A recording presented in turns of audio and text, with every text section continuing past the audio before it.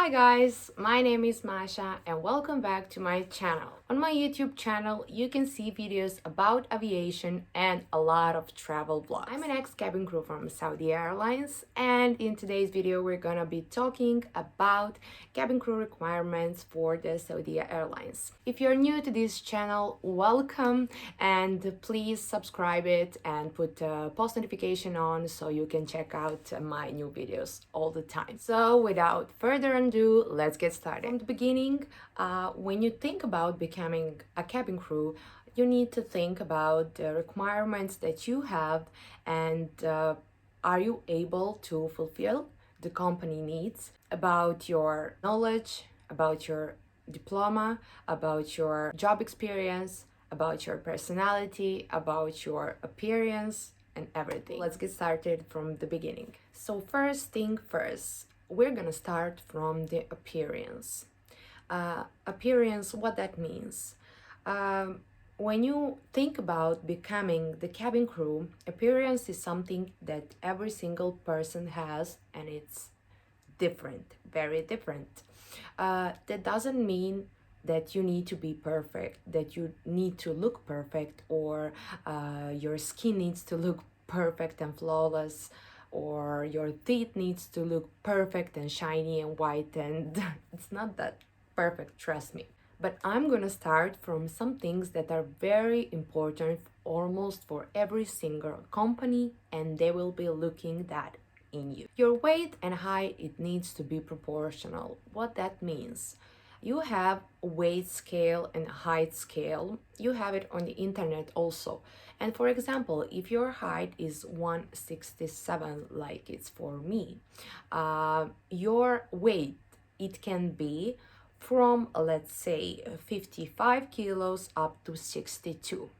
If you are underweight, that is not a good thing, and if you are overweight, that is also a not good thing.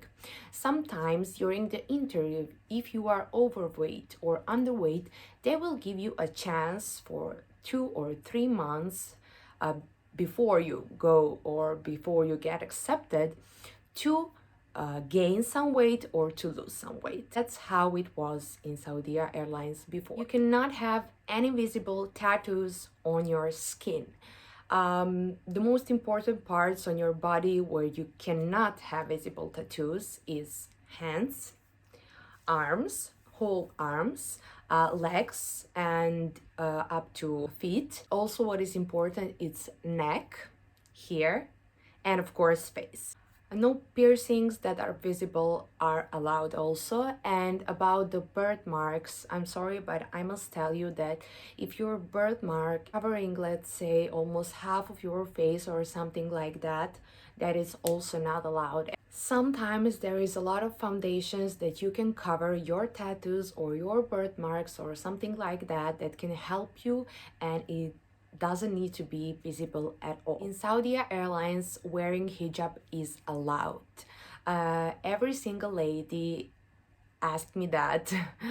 Not every single, but a lot of ladies ask me that, and I'm always saying it is allowed. In Saudi Airlines, their policy is like that. About your face also, you need to look nice, presentable, smiley.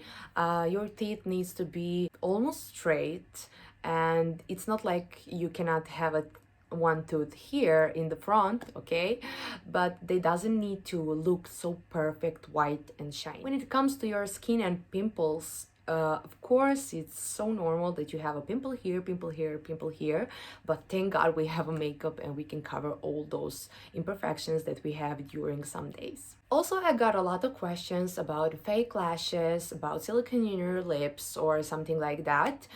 Saudi policy says that it's not allowed, but from my experience, what I saw, and from my colleagues that I was working with, a lot of girls, they had false lashes and they had silicone in their lips, but it was looking normal, presentable, very natural. So if it's too much or if they are too big, I don't think they will accept that. When it comes to your nails, you cannot have these long nails.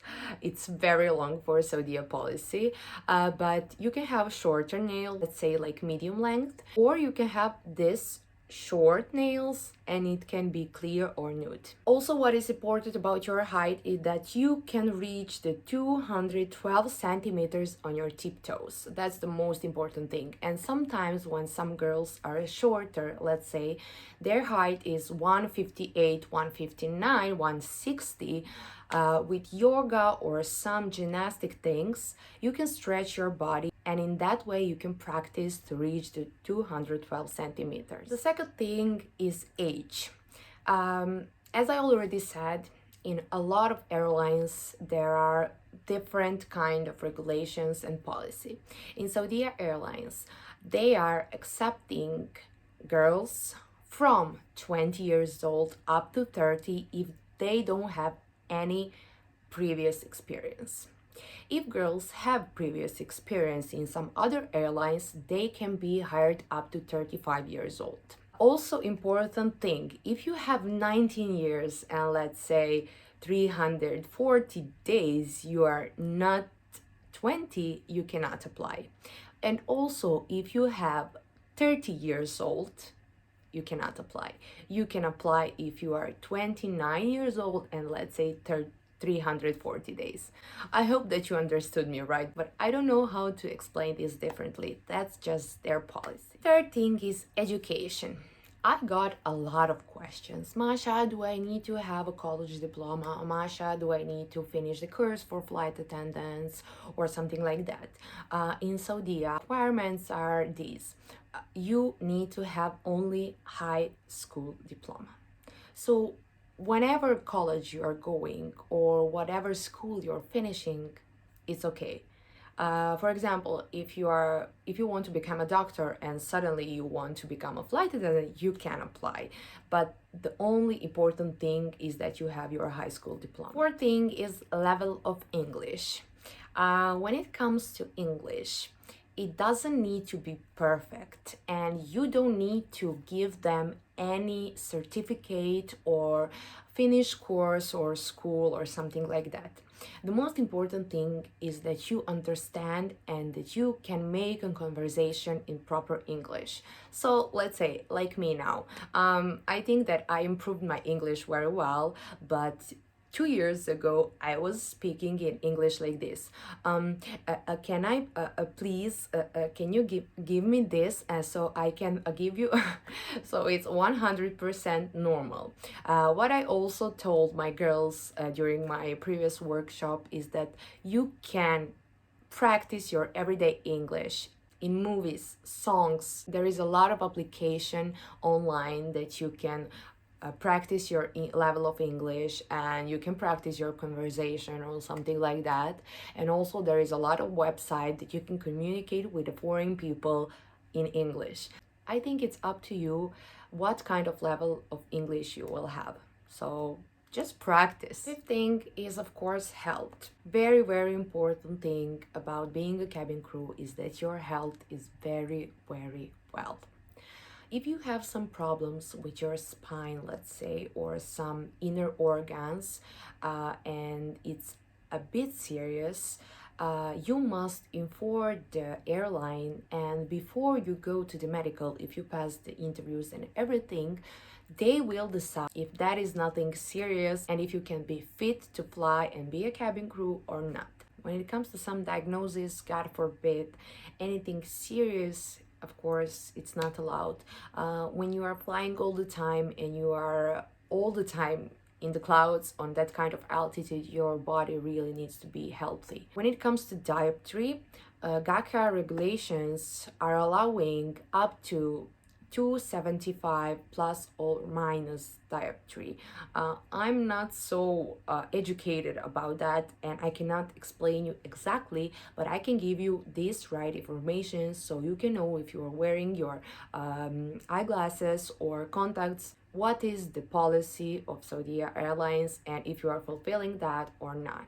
So yes, contacts and eyeglasses can be allowed, but up to 275 plus or minus. The sixth thing is your personality. Honestly, I don't care what people say, but I think this is one of the most important things, even if it's on the last place. But your personality means a lot. When you are working this job, you will be surrounded every single day more than 10,000 people, and you need to entertain them, you need to take care of them, you need to fulfill their needs and everything.